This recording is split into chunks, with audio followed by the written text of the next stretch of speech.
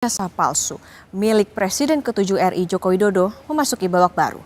Setelah berbulan-bulan menjadi perdebatan di ruang publik dan media sosial, Polda Metro Jaya resmi menahan Roy Suryo dan Dr. Tifa yang selama ini vokal terkait tudingan itu.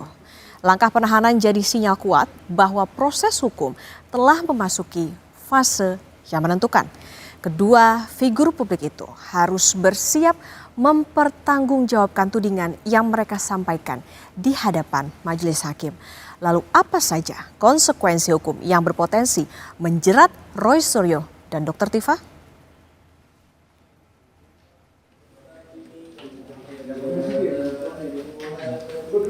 Jumat pagi menjadi momen tak terduga bagi Roy Suryo dan Tifauzia Tiasuma atau Dr. Tifa.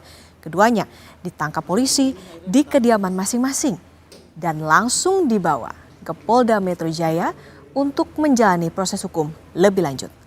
Sebelum ditangkap saudara, Roy Suryo dan Dr. Tifa telah berstatus tersangka dalam kasus tudingan ijazah palsu mantan Presiden Joko Widodo. Alasan penangkapan atas Roy Suryo dan Dr. Tifa adalah tindak lanjut pelimpahan tahap 2 ke Kejaksaan Tinggi DKI usai berkas perkara ijazah palsu dinyatakan lengkap atau P21. Mas Roy, gimana kondisinya, Mas? Usai ditangkap, Roy Suryo dan Dr. Tifa dibawa ke Rumah Sakit Polri Kramat Jati, Jakarta Timur untuk menjalani pemeriksaan medis. Keduanya dibawa menggunakan mobil tahanan dan langsung masuk ke gedung instalasi gawat darurat Rumah Sakit Polri. Roy Suryo datang mengenakan kaos olahraga, sempat berteriak siap sambil mengepalkan tangan.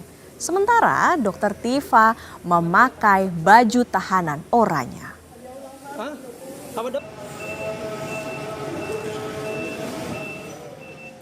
Belum 24 jam dari penangkapan, Roy dan Dr. Tifa batal ditahan. Roy dan Tifa rupanya harus menjalani rawat inap di Rumah Sakit Polri. Padahal sebelumnya tim kuasa hukum Roy dan Tifa menolak polisi melakukan pengecekan kesehatan karena keduanya dalam keadaan baik.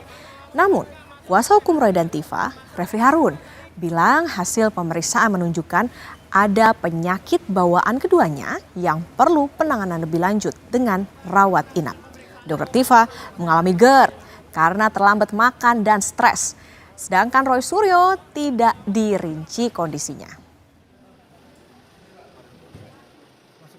Tidak mau rawat inap, tetapi setelah berkonsultasi dengan istrinya, kemudian dengan lawyer, akhirnya bersedia untuk rawat inap. Berapa lama, Prof, kalau rekomendasi dokter?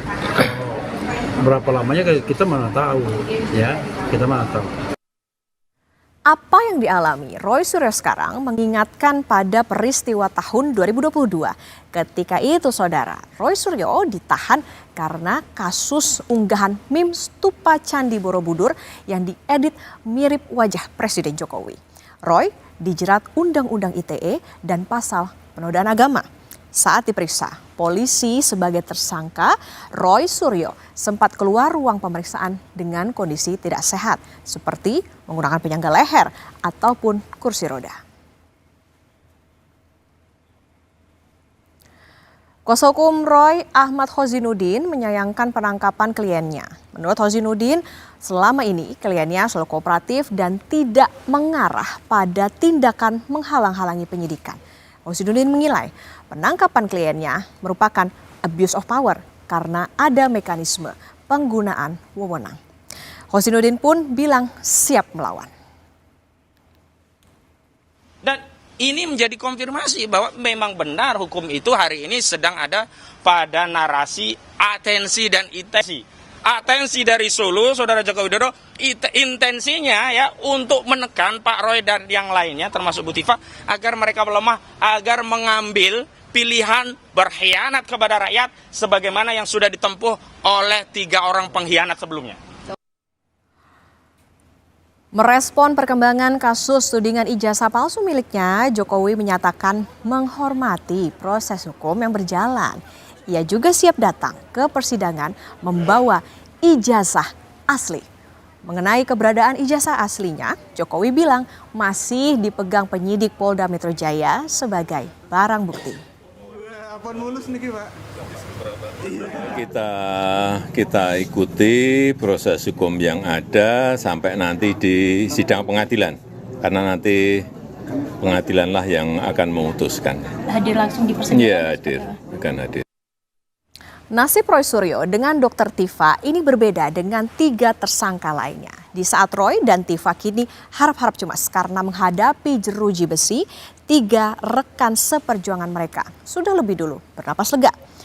Egy Sujana, Damai Lubis, dan Rismon Sianipar yang semula gencar menguliti ijazah Jokowi telah lolos dari jeratan hukum setelah mendapat maaf dari Jokowi. Pada Januari 2026, Egy Sujana dan Damai Hari Lubis mendatangi rumah Jokowi di Solo, Jawa Tengah. Tak lama berselang, polisi menerbitkan surat perintah penghentian penyidikan atau SP3. Status tersangka keduanya pun gugur. Saat itu, Roy menyebut langkah Egy sebagai bukan pejuang. Egy balik menyindir Roy Suryo dan mempersilahkan lawan Jokowi kalau merasa jagoan. Tertawa malah. Oh, cuman segitu tuh akhirnya kalian berdua itu.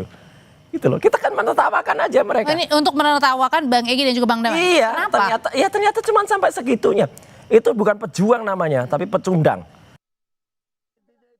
Saya tidak pernah minta maaf. Jadi soal kasus ini kan ada Roy Suryo dan kawan-kawan yang merasa jagoan. Ya lawan aja tuh. Dan yang tak diduga-duga adalah manuver yang dilakukan tersangka lain, Rismon Sianipar. Awalnya solid bersama Roy dan Tifa menguliti ijazah Jokowi. Tiba-tiba Rismon bermanuver dengan menemui Jokowi. Rismon memutuskan minta maaf dan mengajukan restoratif justice kepada Jokowi dan keluarganya.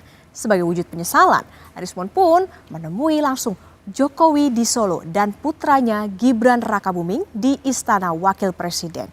Ia pulang membawa parsel dari Gibran. 2 hari sebelum Roy Suryo dan Dr. Tifa ditangkap, Rismon Sianipar kembali menemui Jokowi di kediamannya di Solo. Rismon memberikan buku berjudul Otentikasi Ijazah Jokowi sebagai ucapan terima kasih. Rismon mengaku saat ini hanya tunduk pada kaidah ilmiah, bukan lagi afiliasi politik atau unsur subjektif. Dalam kasus tudingan ijazah palsu Jokowi, kini tersisa 1 klaster tersangka, yaitu Rustam Effendi, Rizal Fadilah, dan Kurniatri.